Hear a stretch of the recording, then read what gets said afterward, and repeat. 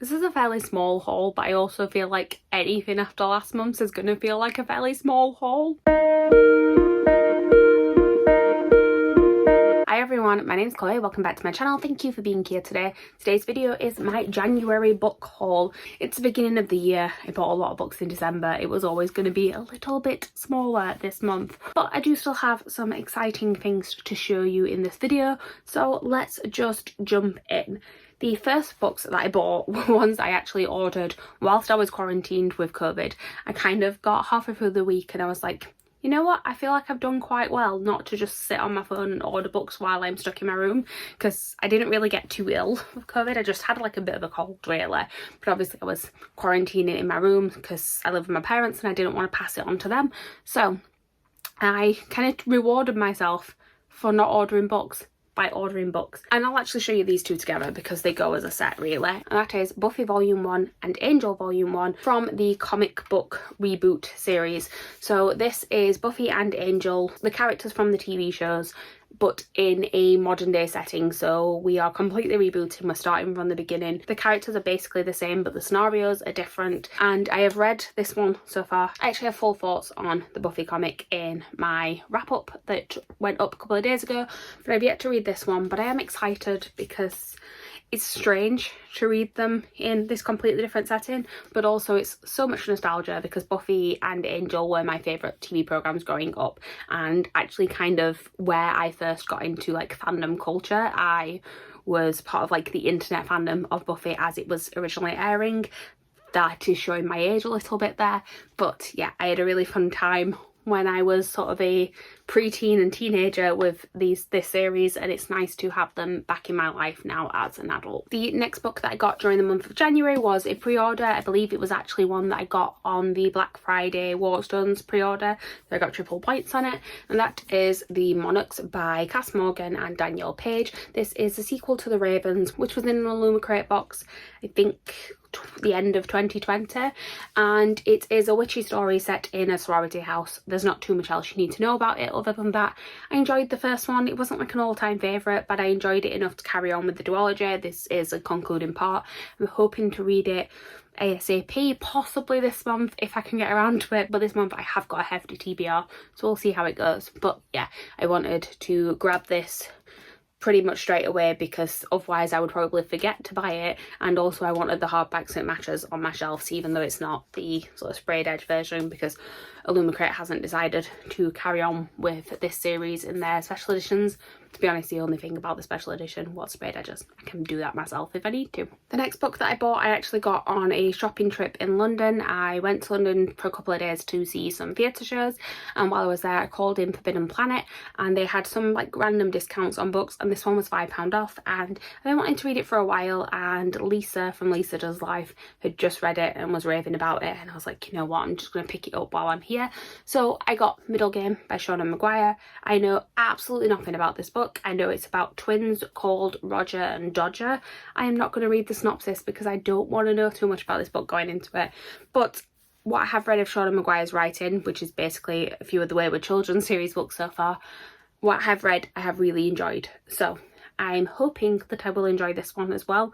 I know that there are people that I really trust their opinions who have loved it, mainly Ro from Wandering Through Worlds. She really loves this book, and I'm excited to see if I do as well.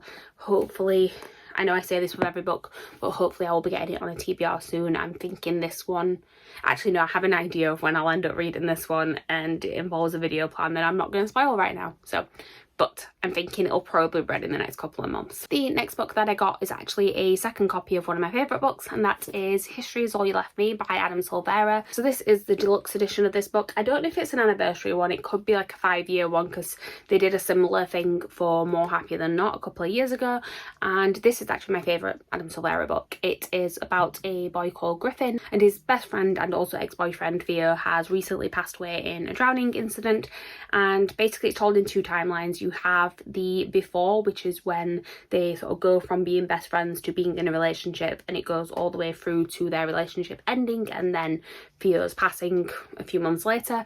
And then you have the after, which is after Theo has passed, and it is about Griffin kind of coming to terms with that, and the only person he can really open up to about it being Theo's boyfriend at the time that he died.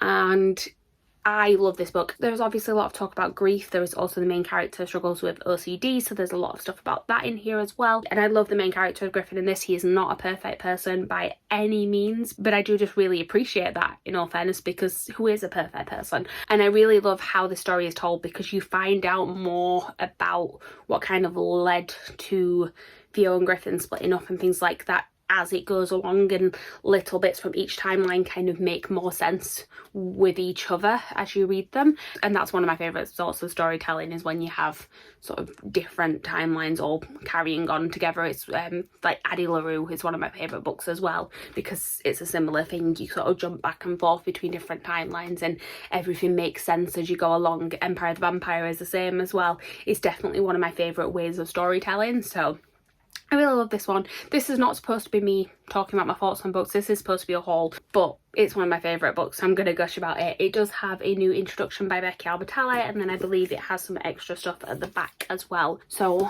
I will be probably rereading it at some point this year, and happy that I now have this version of it. The next book that I got, I kind of bought on a bit of a whim. I'd looked at this one before, but I'd not pre-ordered it. I don't really know why, to be honest, but then I saw everyone getting their copies arriving on Twitter, and I felt like I just wanted it because it was really pretty, and also I had some vouchers to spend, so I thought I would get it. And that is Daughter of the Moon Goddess by Su Lin Tan.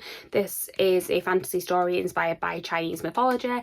I am not going to read you the synopsis because, again, I like to know as little as possible going into it, but it is a beautiful book. It's got green sprayed edges, and I did actually look at sort of what like the reviews were saying on Goodreads before I bought it. I didn't look at anything specific, but I looked at the numbers, and this had some really high star ratings, so I'm excited to see if I like it. No idea when I'm going to read it. It could very well be one of those that just sits on my shelves, but I am so glad I bought it because this was one of the last Waterstones special editions that they had in my shop when I went in. Speaking of going into Waterstones, the reason why I went in was actually to pick up this book, which is Obsidia by J. Kristoff and Amy Kaufman. This is the last book in the Illuminated files. I own the first two. I got them gifted to me for my birthday and for Christmas, and basically I read the first one many years ago and then didn't carry on with the series at the time because I just wasn't quite sure on it. But then I've read a lot more of J. Kristoff's writing since and decided that I wanted to give the series another go. So I put the first one on my wish list, got it bought for me for my birthday, put the second one on my wish list, and someone bought it me for Christmas.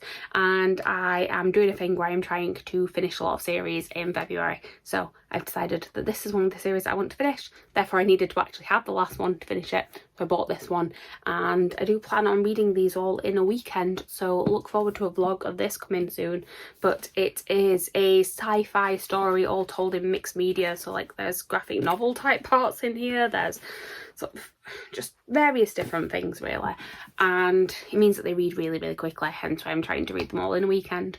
But I'm excited to see if I like the series more sort of now. I think I maybe wasn't exactly prepared for it the first time I read it, whereas now I know exactly what I'm getting into, so we will see. The next two books that I have came as a set, so I will show you them together. It is the Illumicrate Madeline Miller set. So we have this beautiful slipcase. Then you have the two books. So we've got Song of Achilles and we've got Circe, and they have quotes on the spine. So Song of Achilles says, "I would know him in death at the end of the world," and Circe says, "Rare moments when another soul dips near yours." And they are just beautiful books. They both have sort of the original covers being gold foiling, and they both have pretty end papers, and they are signed and also have a bound in author letter as well. I have not read either of these books, but I am really excited to read them. They've been on my TBR for a while now, and I think I'm going to love them, hence why I bought the pretty set, just in case. We know I do this a lot, buy the pretty sets just to make sure I don't miss out on them. So fingers crossed I like them as much as every other time I've done that so far. The next book that I have is actually a novella, and that is The Willful Princess and the Piebald Prince. I've actually already read this one. If you want to see my full thoughts, check out my wrap up. But basically this is a short story or novella that is set in the realm of the Elderlings by Robin Hobb, but it's set way before everything else. It gives you a little bit more backstory on the Farseer line and kind of how the magic of the world came into that line and how the magic of the world came to be looked on the way it is as well, because one particular type of magic is really looked down upon. And it also kind of gives you a bit of an idea of how long the Farseer line has been a little bit messed up, to be honest. And this one basically is best to be read after you've read the first trilogy, but before you've read the Tawnyman trilogy, which is the next one that I'm due to start, which is why I picked this one up. Like I said, I have now read it, ready to start Tawnyman, and I actually listened to the audiobook, but I wanted to have the physical copy to complete my collection. We are getting to the end of the haul now because I have 3 more books that I got, all of them on the last day of the month. So the first one being a gift. It was gifted to me by the lovely Liv. I will link her channel down below. I was on sprints with Liv and she was talking about one of her favourite books, and I said, you know, I'm really going to have to read that book, aren't I, at some point? And I just offhandedly went, it's on my wish list, I'll get it eventually. And then within seconds, Liv had picked her phone up and look what arrived on my doorstep the next day. It's Crave by Tracy Wolfe.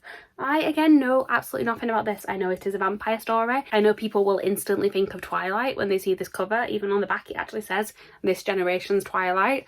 Liv has assured me that it actually makes fun of Twilight in it, and it is a lot better than Twilight. So I am willing to give it a go. I don't read a lot of vampire stories, to be honest, but I am willing to see how this one is, because a lot of people that I know and sort of respect their opinions, including Liv, have liked this book. So we will see how it goes. Thank you again, Liv, for gifting me this one. And then the last 2 books are the 2 books from this month's Illuminated. So we got a regular hardback, but we also got a second paperback book, and that was The Ivory Key by Akshaya Raman. So again, I do not have a synopsis. I do not read synopsis. It says on the front, 4 siblings, a country in ruin, one quest to save them all. And on the back there's a little key of what to expect in the book, and it says magic, secrets, ciphers, sibling rivalry. We will see how this one is. It is a beautiful copy though. It's an exclusive copy. I think the colours are slightly different, and it also has sprayed edges.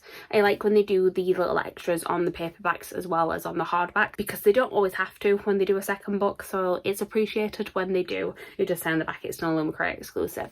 Actually, a little bit more information on what it's about. There is a little note from the author inside, like a digitally printed one, and it says, welcome to Ashoka, a land of crumbling ruins, secret societies and ancient mysteries lurking around every corner. I hope you enjoy your stay, and remember, you get to make your own destiny.